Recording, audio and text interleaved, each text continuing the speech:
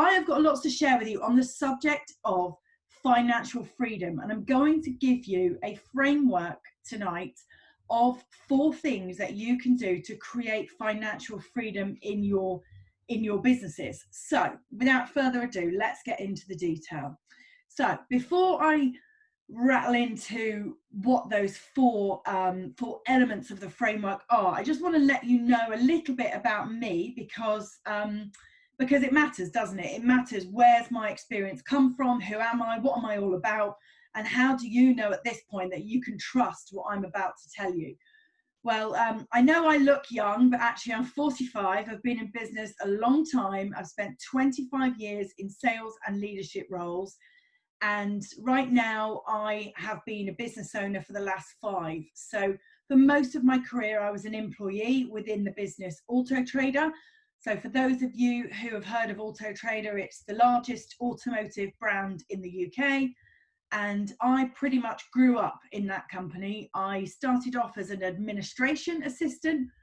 I went into sales, into various telesales and field sales roles. I got promoted into a management role, which then very quickly turned into a directorship. And when I left there in 2016, I was one of the UK sales directors, and I had an annual revenue target of a nice little small number of £97 million. So I've had to manage a lot of money, and I've had to manage a lot of very difficult customers. I've had to build strategies. I've had to unpick strategies and rebuild them when they didn't work. And I've learned an awful lot in my years. And since being a business owner, I have to tell you the truth. When I looked back as a business owner on my employed days, I pretty much felt like a fraud, because in my employed role, I was out, my team were out advising businesses on how to run businesses. And I can remember in my first year thinking, what on earth was I doing? Now as a business owner, now I really get it, and I thought I got it before, but now I really get it. And how when you're running your own business, you have to think about everything. You have to be everywhere, think of all scenarios that could come at you. And it's tough, it's really tough. And now just coming up to year 5, I feel like I really get it. And so what I'm going to share with you on this webinar is not something I've read in a book or watched on somebody else's webinar. I'm going to share some stuff with you that I know works from experience. So I'm not saying I've been there, done that, got the t-shirt. For me, every day is a school day. I am always learning every day. And I think we should all be learning every day. But a lot of what I'm going to share with you, I'm going to share because I've got evidence. I've got proven stories and testimony to the fact that this stuff works and is reliable. So I'm going to share that with you. But at any point, if you think I'm talking garbage, please tell me, because I love to be challenged. I love questions. I love people to sort of come left fields and say, well, hang on, what about this? What about that? And so I get my energy from people. So me sat here in my office at home talking to a laptop by myself is not my most comfortable place to be. I would much rather that we were all sat around a table together, but that's not how a webinar works. So yes, I've got lots of energy to share, but yeah, I usually get my energy from the people that I've got in the room with me. So I hope that you're feeling the energy coming through the laptop. So if there's anything else that you would like to know about me, again, ask a question, and I will happily share the detail with you. So let's get into what you're really here for. So I'm going to start by asking you a question, and I would love you to put your answers in the chat box, just so that we can start to get a feel for the variety of different views and opinions. Because when we say financial freedom, I mean, what does that really mean? The word finance is in there. So is it all about money? But is it actually more about the things that you can buy with the money? Is it about travel? Is it about time, happiness, family? What does financial freedom actually mean to you? Just stop and think about that for a minute. You guys are here because you booked this webinar that promised to share with you 4 steps to financial freedom. So what is it that you're hoping to be able to get once you have used these 4 steps and applied them in your own life and in your own business? So yeah, thanks, Mickey. Choice. I think for me, that's what it means to me as well. It definitely doesn't mean money in the bank to me, although for some people, I think maybe it does. Not having the worries, yeah, that come from not being financially free. Absolutely. And now, I mean, of all the times for us to be thinking about our views of money and our views of being able to create freedom and choice in our life, coming through, well, hopefully we're coming through a global pandemic. I mean, wow, nobody could have predicted that we would be where we are right now if we were sat talking about this a year ago. But I think the fact that we've been experiencing this global pandemic really really gets us thinking about what we want out of our future, what we foresee for our businesses, for our family. Mortgage free, yeah, love it, Sharon. Absolutely. More travel, mortgage free, definitely. You know, more now than ever, we see people living the laptop lifestyle and being able to take their work anywhere they want to go. That comes down to fundamentally that choice again, doesn't it? Being able to choose and not having the burdens that life puts on you when you don't have the money and the processes and the reliability of where that next, you know, pound or dollar or whatever is coming from. So for those of you that don't know, I've got a little boy who's 6, and so I'm constantly thinking about, what did I think about when I was 6? You know, how would I have felt about business then? I wouldn't have had a clue at age 6. I had my dad who ran a business as a role model. I knew that working hard meant that I would have, you know, a better life. I think I'd already learned that. But yeah, it's tough. You know, when you're bringing up children and you want to set good examples, you want the freedom and the choice and the money to be able to take them places. It's a really deep, meaty question, isn't it? What does financial freedom like really mean? Chris, yeah, more time to spend with family, holidays, amazing. We were meant to go away in May as a family to a resort that we've been to before with another family, and we were gutted not to be able to go. My little boy now is saying, when are we going to be able to go back there? And obviously it's not going to be this year. It may or may not be next year. But yeah, traveling and just time with the family to not be worried about work and those daily stresses. It's a lovely aspiration to have. Hi Sally, yeah, not to worry about money anymore. It is a burden, isn't it? So thank you for answering that question for me. You've said a lot of the things which, you know, I put here on the slide. Interestingly, nobody said it's about wealth, you know, because I don't really think financial freedom is about money in the bank. It's not about the physical money. It's about what that allows you to have. So, so yeah, thank you for answering that for me. So let's get into it. Time is money. It doesn't matter what you sell. If you sell a service, most of the time you can look at that like time is money. You can look at, I sell hours, I sell days, I sell weeks of time. It doesn't matter, you know, unless you're selling a physical product, all services could be viewed as selling time for money. And I went into my business 5 years ago with the strategy to sell my time for money. If only I knew then what I know now, and that was just 4.5, it was years ago, I would never have set myself up to sell time for money.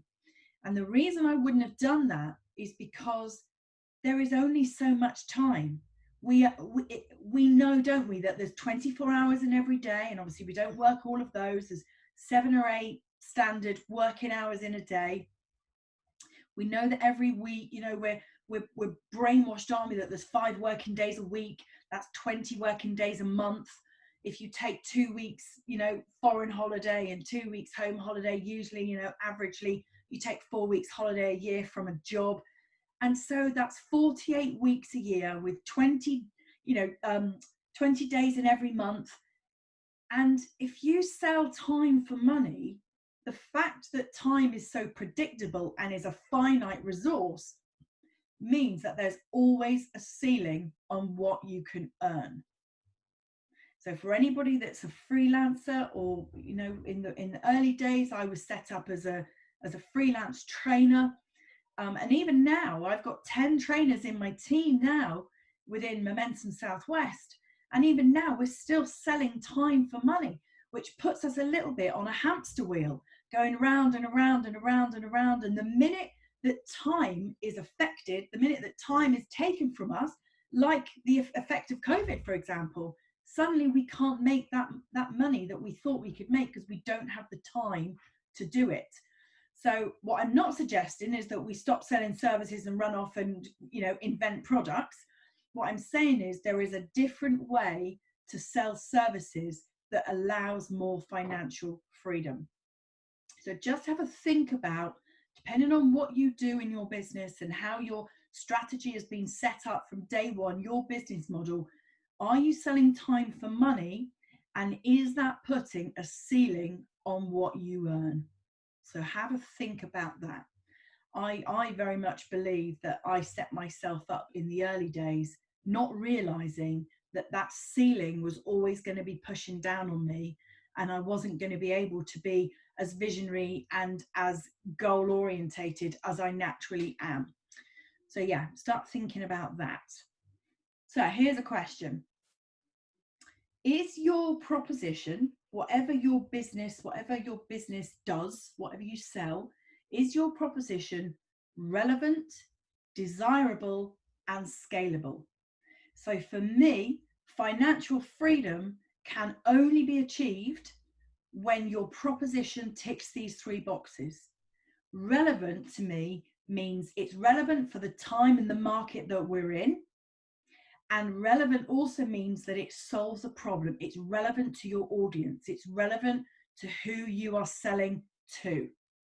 They must need it. If they don't need it, then it's not going to tick the next box, which is desirable.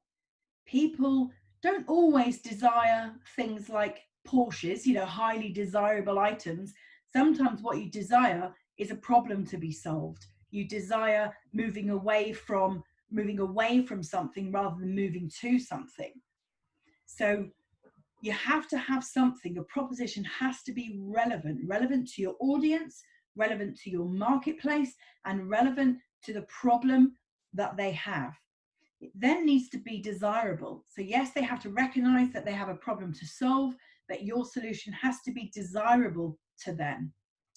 And the third one, which is absolutely fundamental to what we're talking about here on this webinar, is it scalable? I'm going to get into some detail about what I mean by scalable. And that links with the question around, are you selling time for money? Because selling time is not scalable because it's a finite resource. There is only so much of it. And even if we want to create more time, we are physically not capable of doing that. Nobody on earth can do that. So that means that selling time is never going to give you a scalable business. Okay. So, common mistake when anybody sets up their own company, their own business, it doesn't matter how big or small the vision or how big or small the revenue goal, what tends to happen, which is very, very common, but it is a bit of a mistake, people set their goals from where they are today. So they look at where they are now and they inch forward slightly, 6 months, 12 months, and they make a short-term goal based on where they are today. And whilst that can achieve you some success, I'm not saying it's a terrible strategy, but it's one way to do it, but it's not the best way to do it. It's not the way that's going to lead you to financial freedom. The way that you're going to get financial freedom is to forget today. Forget the short term and think big. Think long term. Think 5 years, 10 years, 20 years. Because the minute you start to think 5 years, 10 years, 20 years, any current limitations that are on you, like time, for example, like resource, like funds to go and invest in something, any current limitations that you are experiencing in your day-to-day world, The minute you put your brain 5 years into the future, those limitations are gone. It's easier to imagine what life might be like in 5 years' time without those limitations holding you back. So I would always say the best strategies are working back from the future, not forward from today, if that makes sense. Please, if anybody, has got any comments around that, or you want to challenge me, or you've got a perfectly good strategy that works in 6-month chunks, then, please let me know. But what I would say is I've seen this work so many times where a business owner that I've been working with who's got a big goal, but actually when I talk to them about what the goal is, you'd be amazed how many times I might say to somebody, so what's the big goal? And the answer they give me is what they're turning over this month. And I'm able to say, well, that isn't what I asked. The goal, what's the goal? The big goal. I don't need to know what you're doing now because we can't change that. What is the goal for the long-term future? So think about, going back to how you felt about the question about financial freedom. If it was choice, if it was travel, if it was family time and family happiness, the one thing you do have to do is think about, when do I want that? How far away is that? Obviously it depends a little bit on how old you are as well, and the context of where you are in your life journey, the way you are in your life plan. But yeah, I think you need to think about the financial freedom question around, what is it that I actually want, but what price, what do I need, what conditions do I need to create for me to get that? And that's where a figure comes in. That is where a financial goal does need to be thought of and rubber stamped into your strategy, because you need something to tell you how, when you'll get there. How will you know when you get there? Well, you could say, I'll know when I get there because I'll be able to make the choice of X or Y. I'll know when I get there because I'll be able to afford to travel the world for 6 months. I know when I'll get there because I'll be able to buy a big house or that particular car, or I'll be able to take a year off working, or my company will be able to work completely independently and exclusively of me, and I can go and travel or go to the golf course or spend every day in a beauty spa. God, that would be me. Oh, I would be there every day.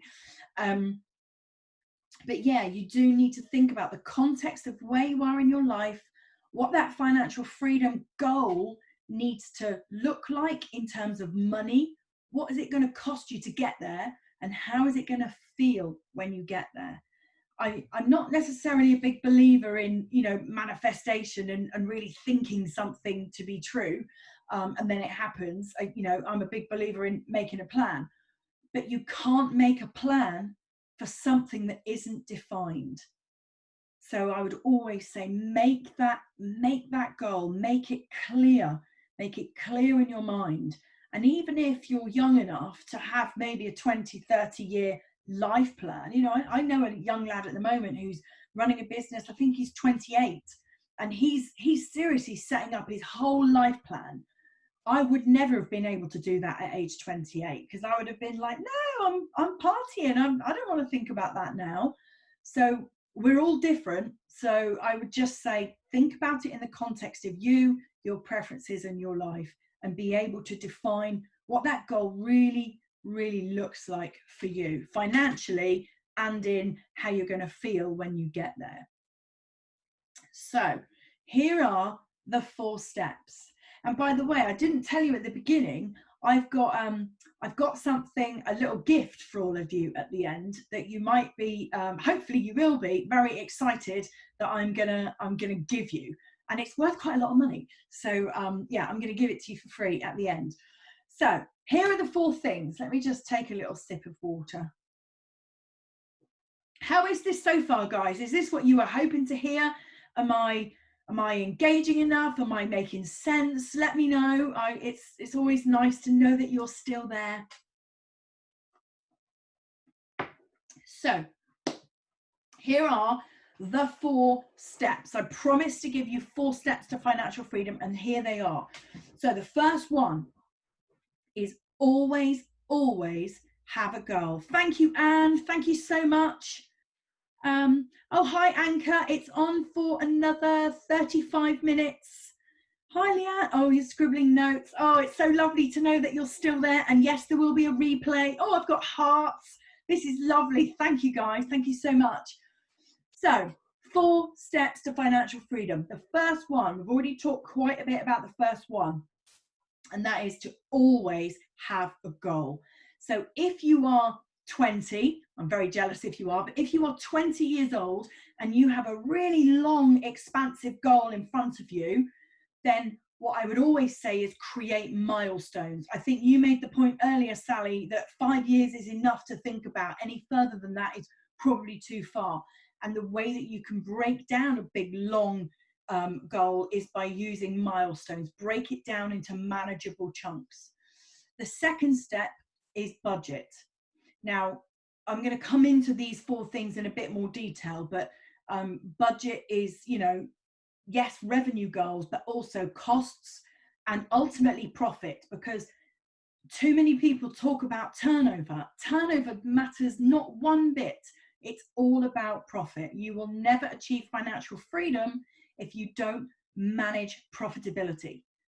And I'll give you a bit of a formula later on how to always manage profitability.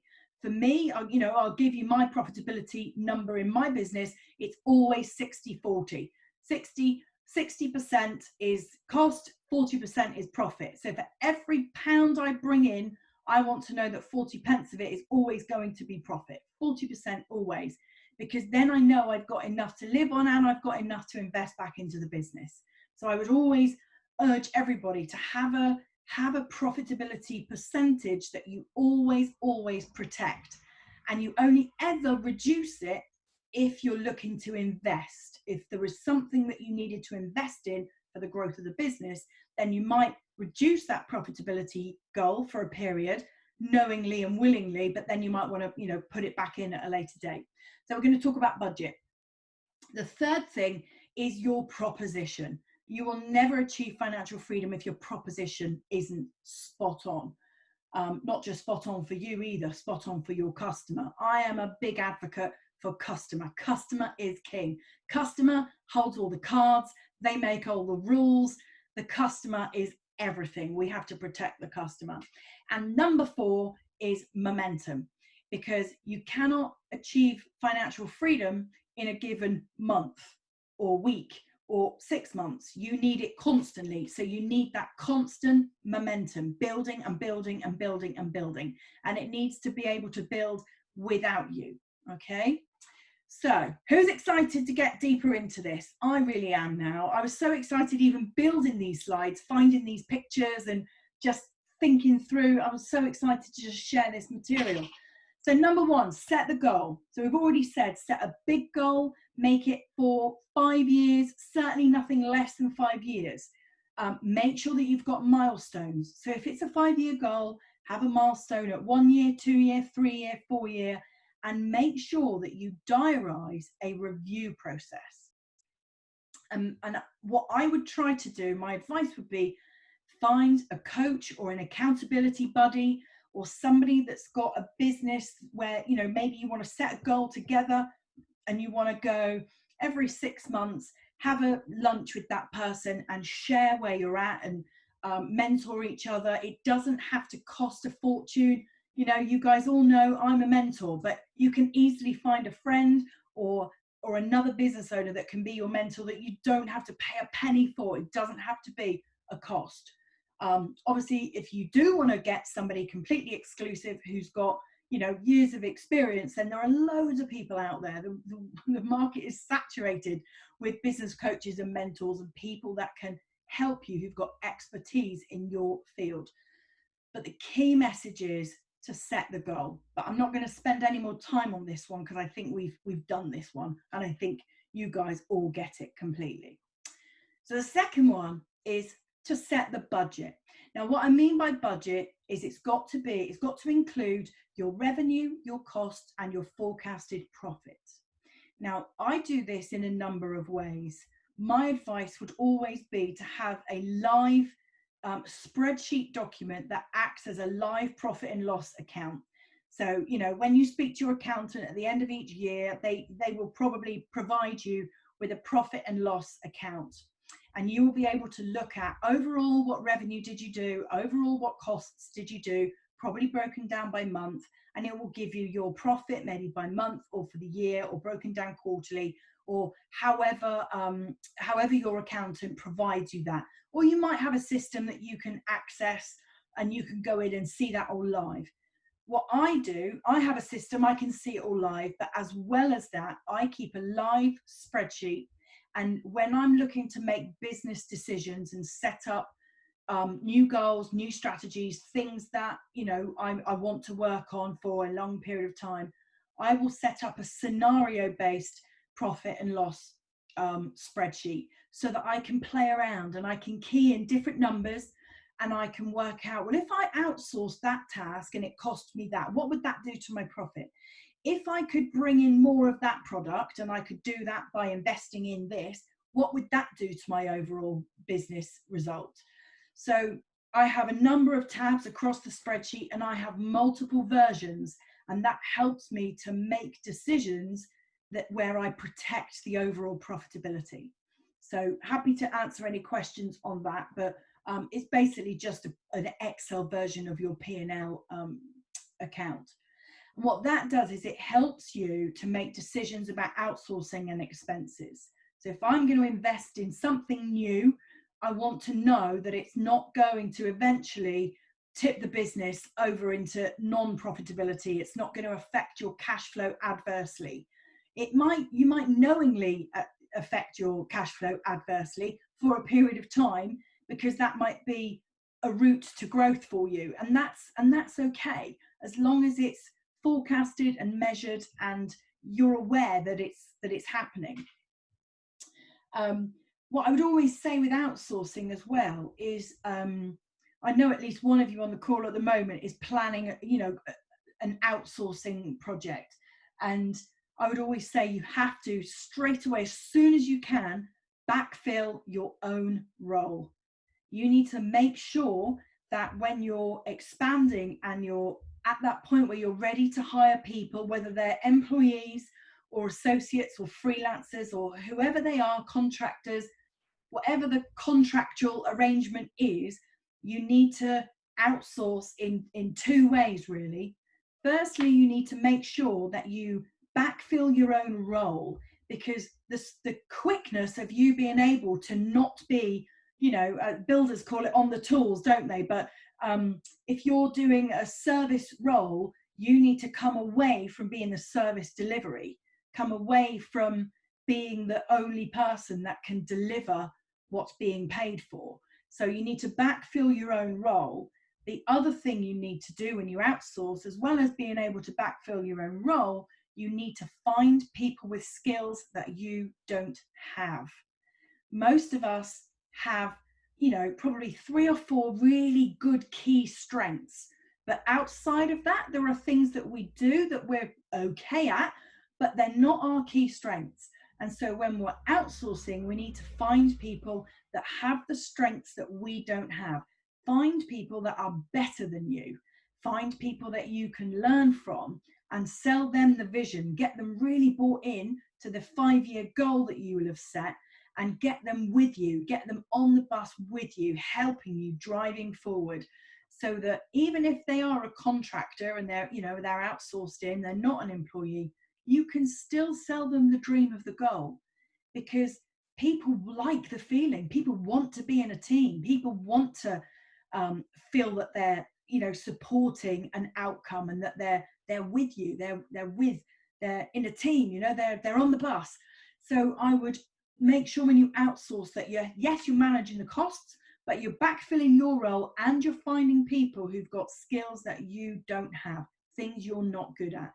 There's loads of things that I enjoy doing, but I know I'm not as good at them as somebody else.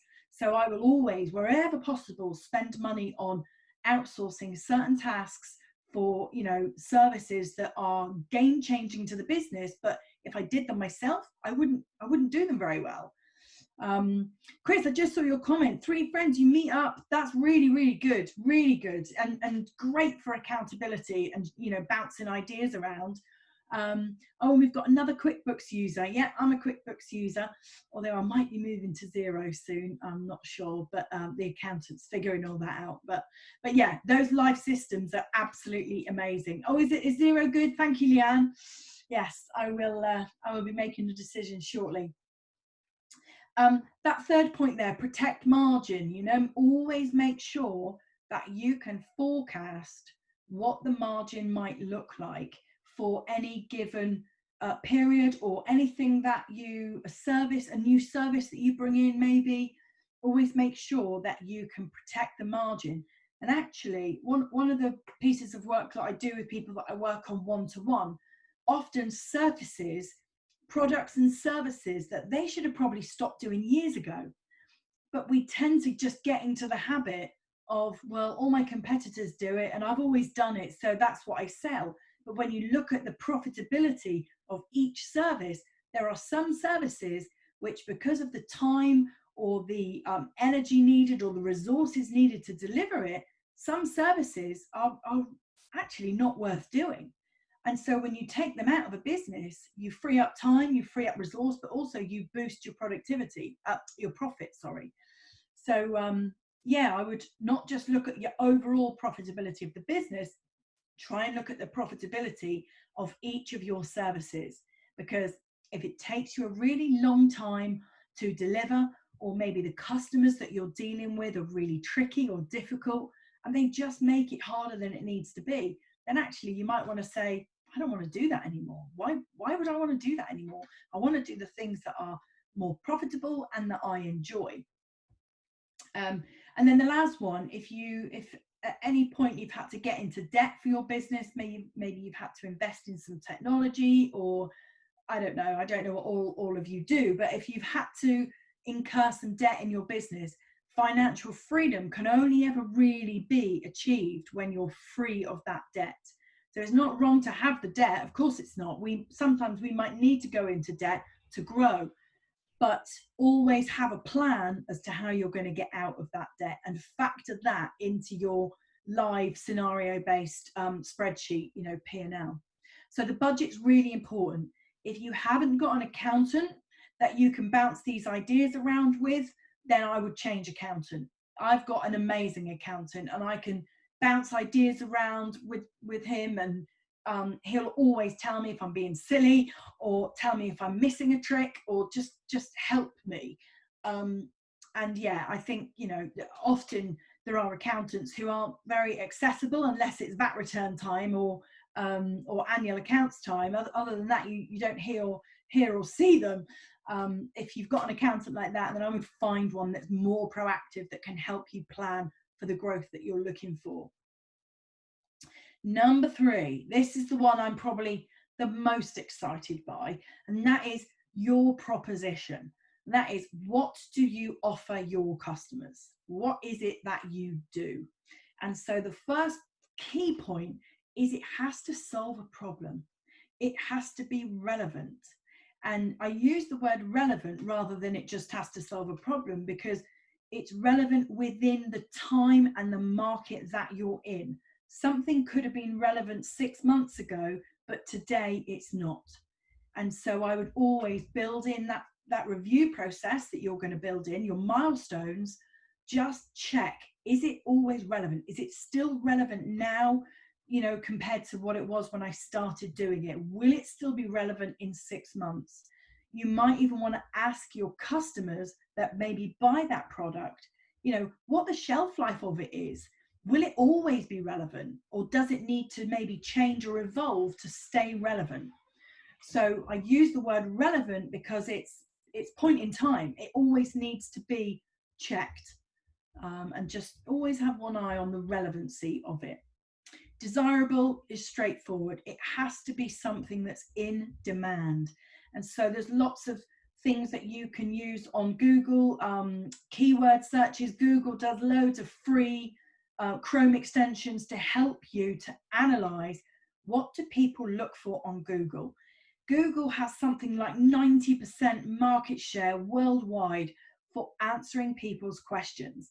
And so if the service that you provide is in demand, Google will know it because people will be going there and typing things in. So I would build into your strategy, into your planning, what are the latest versions of keywords that are being searched for in the market that I'm in. So think about, what is your proposition? What is the thing that you are selling? And what questions does Google get asked in relation to your proposition? Because if the language is changing or something about it is changing, then that's a sign that you need to go back to the relevancy point and just make sure that the service that you are offering is still relevant. And if there has been a change in the demand for it, using things like keyword research, you know, what is that? Try and get under the skin of what that is by maybe interviewing your customers, holding focus groups, doing surveys, anything that you can do to tap into the mindset of the marketplace. The third point there is concept or conquest. So what I would always urge every business owner to think about, this is not about your business, this is about the actual proposition. And let's say you sell 4 different services, each one could be either a concept or a conquest strategy. So what I mean by that is item 1, is it the sort of thing that somebody is already buying and your strategy is to conquest that business from a competitor? So for example, my mobile phone. I probably bought my first mobile phone probably 20 years ago, I'm going to guess. You know, when they were like old and big and chunky. And yeah, probably about 20 years ago, I bought a mobile phone. The first mobile phone I ever bought would have been a concept sale for that business, because they needed to sell me the concept of having a phone with me in my pocket or my bag, as opposed to one that sat at home on the coffee table.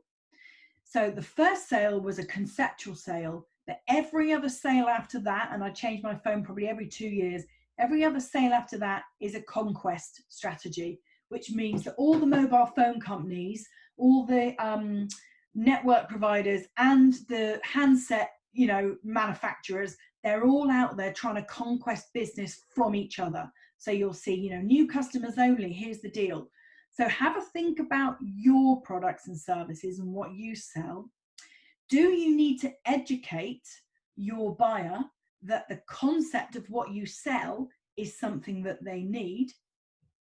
Or is it a case of you have to conquest people? So they're already bought into the concept because they already own it. They've already bought it before. You know, when you go and buy a car, unless it's your first car, every other car is a conquest, which is why you see, you know, quite ambitious car strategies, you know, like the high prestigious brands, they'll only make 50 of a certain model to drive demand and things like that. So they're all conquest strategies. But when something is first brought to market, it tends to be a concept.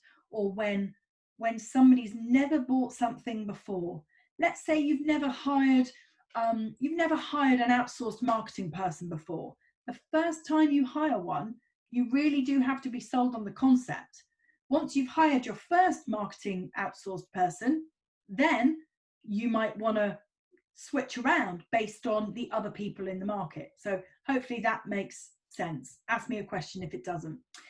The last part of the proposition stage is your value ladder. And what I mean by that is you need to build a route through your services from zero cost to high-end cost.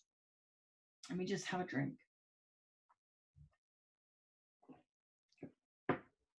So, free could be this webinar.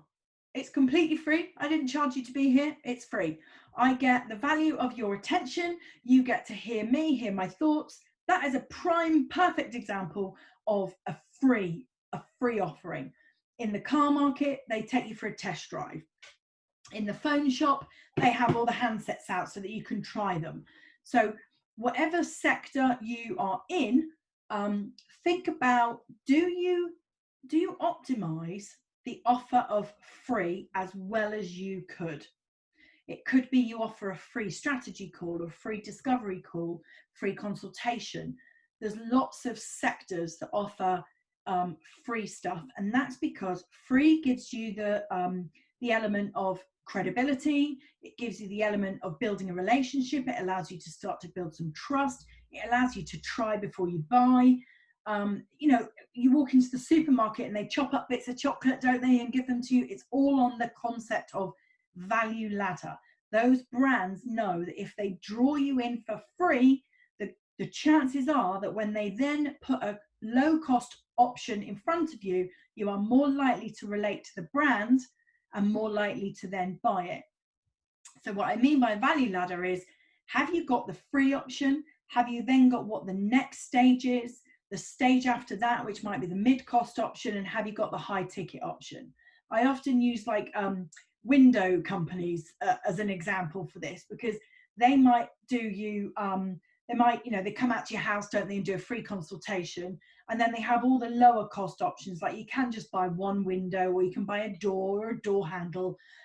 You can just buy one thing, and then they might market to you, well, why not replace all the windows in your house? They wouldn't just come out straight away and say, hey, do you want to buy a conservatory? They just hope that because you've had the free consultation, you've got to know the person who's been round, and then you might replace one window, and then you might go back to them because they did a good job when you're ready to do the other windows or get a new front door. And at that point, at whatever point you decide you want to put a conservatory on, they would then hope that they would be the brand of choice. So have a value ladder in your business to showcase what you do to your customer and allow you to build a relationship with them over time. And what that's going to do for your financial freedom is obviously keep that retention of customer with you, as opposed to one of your competitors. So on to the last one. Is this all still good, all making sense? Nobody's asking me questions, so you must be scribbling notes, drinking your coffee or your wine at home, and enjoying it. So that's good. So the last point is all about momentum. And I love the word momentum. I've even named my business after it. So momentum is all about that movement, that where am I going? Like, how is this going to grow and scale? So for you to truly achieve financial freedom, you need to have a scalable proposition, a scalable business. And what that means is it needs to be able to be systemized and anonymized. It needs to work without you. And this is probably, for me, one of my biggest pain points in business and business growth, is that I'm a big personality and I find it hard to not be in the mix of everything. And so I can only truly achieve success when I take myself out of the business and allow the business itself to be the proposition. Rachel shouldn't be the proposition. And so that's why you now see that I've got two brands. I've got the Momentum Southwest, the training company, and the My Sales Mentor, which is me doing what I love, which is me being the brand. I am the sales mentor. I am the business strategist that will go and help our clients in that area of the business. But from the other side of it, I've needed to take myself away from that a little bit to help it to grow. And that's exactly what I'm advocating here that you guys do and think about. So to really truly scale, I use the FAST method: find, attract, sell, get testimonials. And you need to do that constantly, over and over and over again. Because if you find customers, so first of all, you need to find them. You need to know where they are. Know absolutely beyond any shadow of doubt, where are they? Are they looking on Google? If they're looking on Google, you need to be in Google. Are they going to conferences? If they're going to conferences, you need to be there. Are they asking their friends? If they are asking their friends, then you need to be their friend. You need to have people out in the marketplace. You need to network. So whatever or wherever your potential customers are, you have to know how to find them, because you have to be where they are. It's not their job to find you. That's not how it works anymore. It's our job as business owners to find them and be where they are. The second part of FAST is attract. You can't just be there. You've got to be like a beacon. You've got to allow them and drive them and create that desire in them for them to want to be with you, for them to want to talk to you, for them to want to learn from you, for them to want to take you up on your free consultation or your discovery call or whatever it is that you do at that free part of your value ladder. You have to drive that attraction from them to you. You have to magnetize that relationship to give you a chance to do the next bit, which is to sell to them. And when you sell your service, no matter whether it's the low, the medium, or the high cost service, you need to do the absolute best job possible.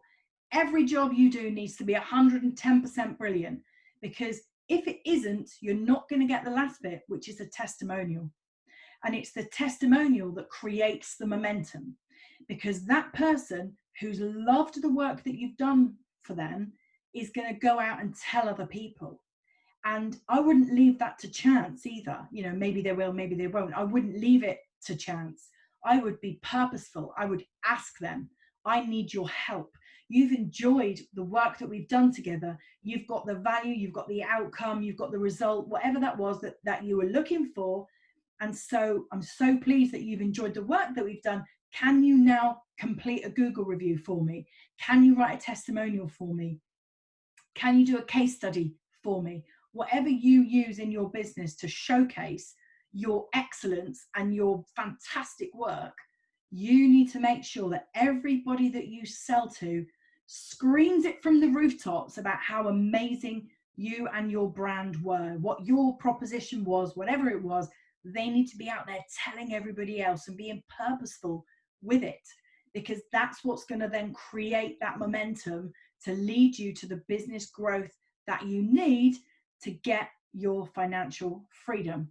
Okay? Is this making sense, guys? We've got 10 minutes left. Anybody's got any questions, please let me know. But yeah, the FAST method, it works. I promise you it works. So systemize. This is the FAST method. Find your audience, attract and convert, sell, get testimonials. It's just like any other funnel that you will have been and made aware of, or maybe you're in marketing, maybe you've got a marketing department or a marketing person, but they will talk to you about funnels and conversion rates. The FAST method draws your potential audience down through, make a sale, the testimonial you get after the sale, and it drives more people in the top. And that way you get that flywheel effect that hopefully gives you the momentum that you need to grow your business. The strategy itself, you know, I would always say, let me just have a drink.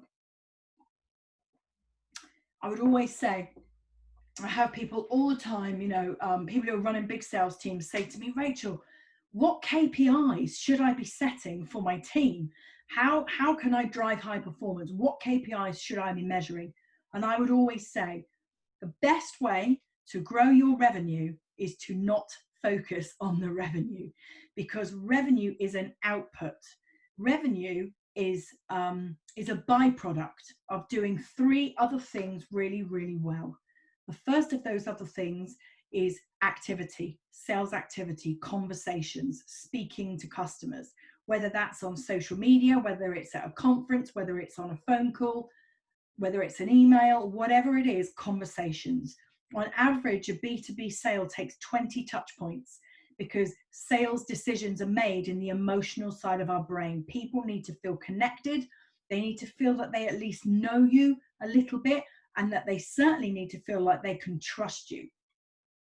So 20 touch points, that's quite a lot. But if you add social media and email marketing, then maybe 20 is not that many. It's certainly not 20 discovery calls or 20 sit-down meetings. You only do that when you get to the end. So yeah, sales conversations is always one of the KPIs. How many times can you be in a conversation with your potential customers? The second one is conversion rate. You need to be able to convert, not just convert the sale, but convert a social media comment into a social media DM. convert a social media DM into a discovery call, convert a discovery call into a sale, whatever your journey looks like. I can see I've got some questions. I'll get to those questions in a minute.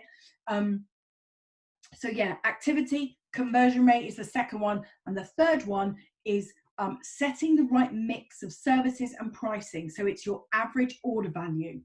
So you need to keep a close eye on your average order value. And if at all possible, you need to grow it. So those are the 3 dials that you can turn in any business to grow the revenue. Revenue is only ever your sales activity times by your conversion rate, and then your number of sales times by your average order value. That's a whole other webinar, by the way, but you get the gist, I hope. There's 3 KPIs: activity, conversion, and average order value, so price. They are the 3 things. If you're really focusing on growing your revenue, they are the 3 things that you need to focus on.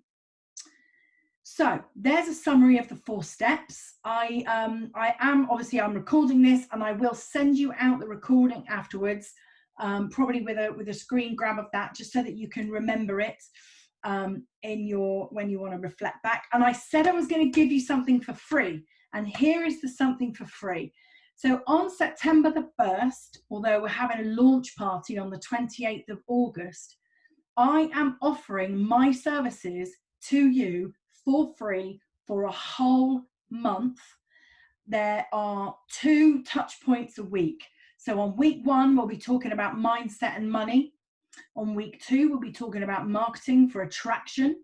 On week 3, we'll be talking about how to convert those clients, so the methodology behind sales.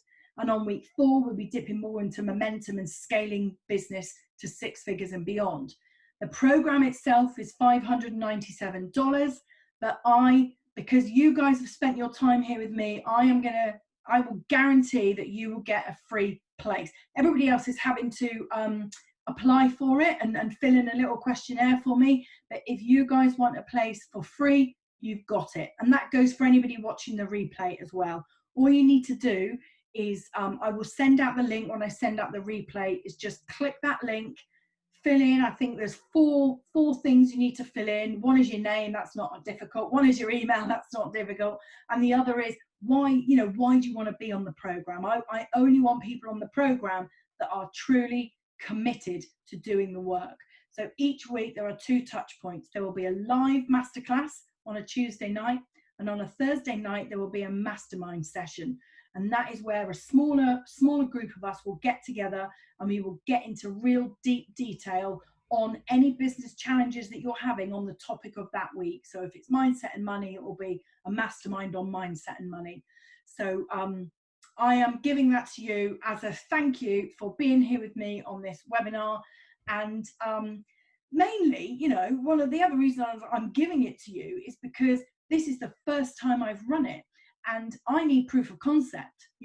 I've been telling you all about, prove your proposition as in demand and desirable.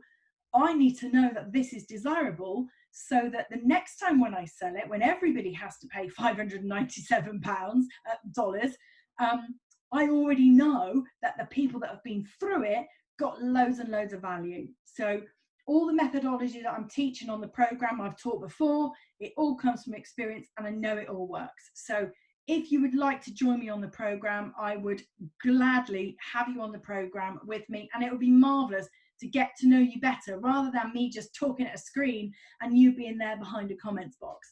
So that's my little gift to you, to say thank you for being here with me tonight. And for anybody that isn't connected to me already on any of the social media platforms, you can usually find me on most of them. And obviously there's 2 brands. So my sales mentor is sort of where I'm focusing a lot of energy at the moment, but I've also got the training company for those of you that are based in the southwest of the UK. So that's it from me. Let's get into your questions. So what do you do with the ones that say they are happy with your services, but they never give a testimonial? They are current customers and have been for 2 years. Great question. I had a client ask me this today, actually. I would always be very selective, Anchor, with when you ask for the testimonial. The time to ask for the testimonial is when they're telling you that they have got good value from the service. So, for example, I started work with a client this morning at 9 o'clock. By 12 minutes past 9, she said to me, "Oh, Rachel, you've earned your money already. It's only, we're 12 minutes in. That is an amazing idea." And at that moment, that was exactly when I said to her, "Fantastic. You know what I'll be doing at 10:30 when we finish? I'll be sending you a Google link." And she went, "Oh, yeah, I'll do you a Google review. Don't worry."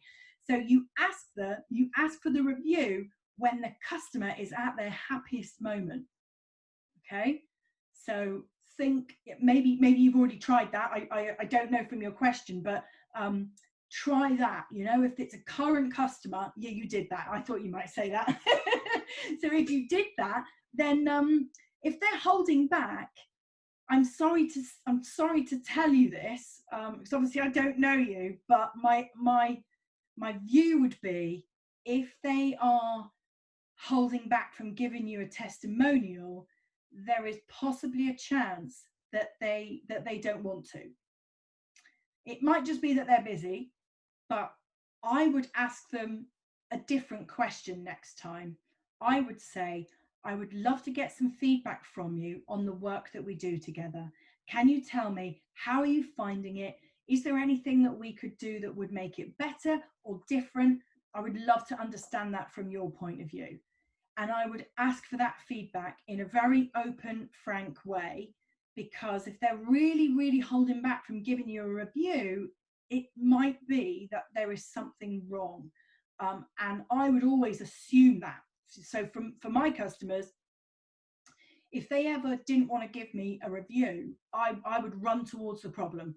I wouldn't wait for them to cancel in a couple of months' time and leave me. I would run towards the problem, hit it head on, and ask them, "Do you mind if we just have a quick conversation? I'd really love to learn from you. How are you finding the service? How are you finding the work that we're doing?" So yeah, try that. And Anko, I know we're connected already, so you can always pick that up with me in a direct message somewhere. All right, I'm happy to help you. Private feedback, always great. Well, if that's the case, she's just being bloody lazy. So you tell her, you know, "I need your help." You know, the word help is a great, great, great word, because the minute you say to somebody, "I really need your help, will you help me?" We're all nice people at heart, aren't we? And so if somebody asks for help, generally we all want to give it. So I would try to position it as, "You need our help." Yeah, I would try that. Maybe she's just busy. I don't know. Maybe you need to do a review for her and see if she reciprocates. There is a law of reciprocity, which is, you know, if you do something for somebody, they will do it back for you. So it's like a kind of a reciprocal arrangement. So if you do her a review, then she might feel the pressure of needing to do one back. Let's have a look. We had another question. Oh, Leanne, "I've been approached today by an old LinkedIn contact. I've been watching your new venture with interest." Fantastic, Leanne. That's amazing. You go, girl. I've been watching all your stuff on social media. It's amazing. Your branding is on point. So yeah, absolutely love it. Oh, so glad you got a discovery call. Fantastic. Anne, thank you. Yeah, thank you, Anne. Mickey, oh bless Mickey, look, offering advice and suggestions. Well done, Mickey. Could it be you need to write it for them? Yeah, sometimes that can be a really good way forward with reviews, is that you write it for somebody. I used to have an old boss once who used to get me to write my own my own annual appraisal. So I used to write, "Rachel is amazing."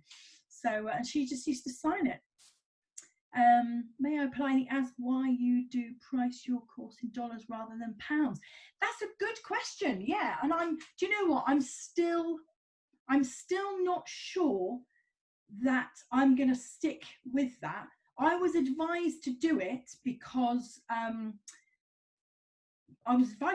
mainly because there are more people in America than there are in England, and if I want to have a global market, I should price in dollars, because more people will be able to equate that back to whatever it is in their own currency.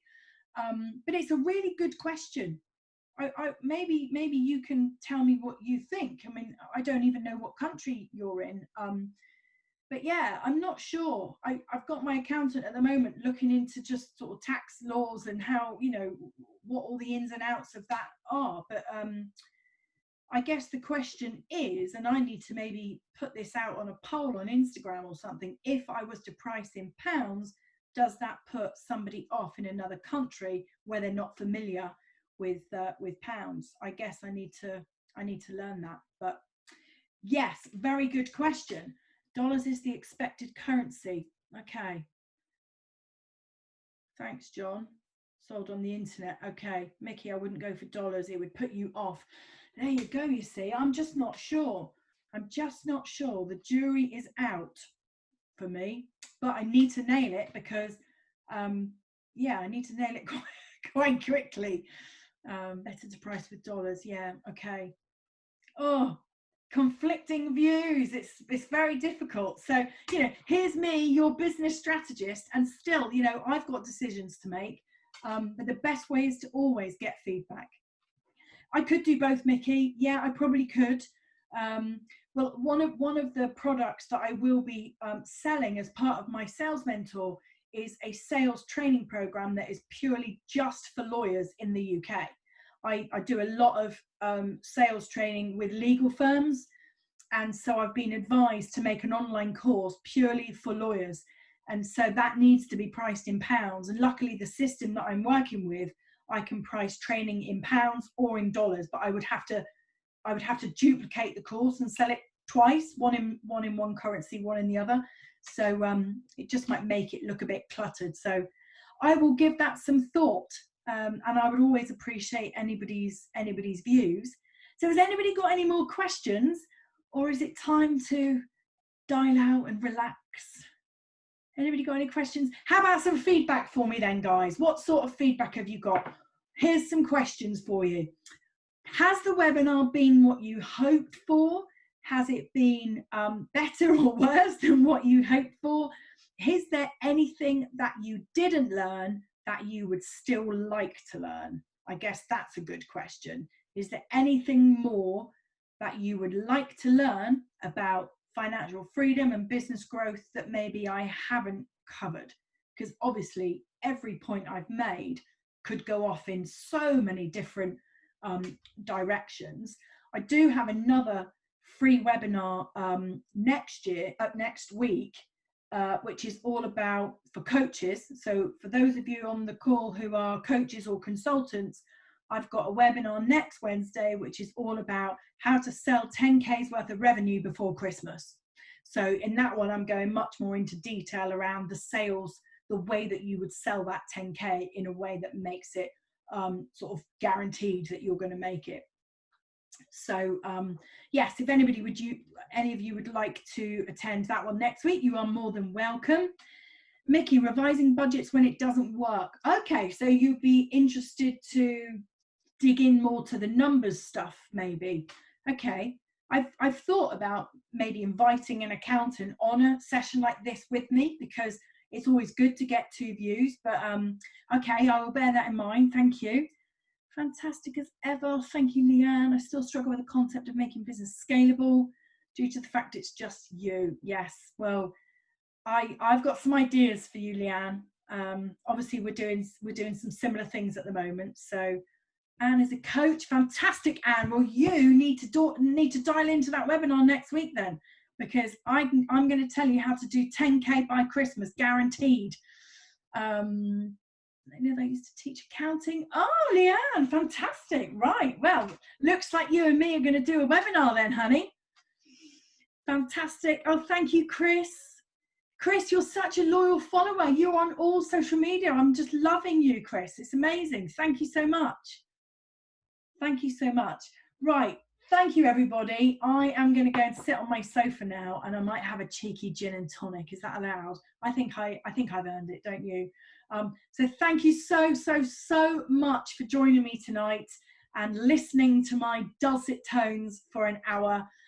Lots of love to you all. Mwah. And I will see you again on a future webinar or somewhere on social media. So take care, guys. Bye.